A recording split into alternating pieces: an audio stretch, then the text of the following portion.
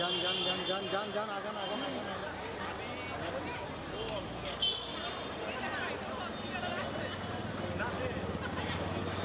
এখন থেকে আমরা 1 মিনিটের মতো পালন করব। আমি কাউন্টার ওকে। ওইখানে রাখো।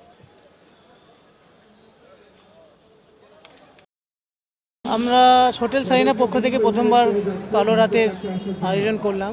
এখানে প্রায় 200 লোক আমাদের হোটেলে অনেকেই কাজ করে, তাছাড়া বাইরের অনেক লোক এসে আমরা হোটেলের আশেপাশে এসে এই মাঠে জড়ো হলাম, বনানীর এই মাঠটাতে।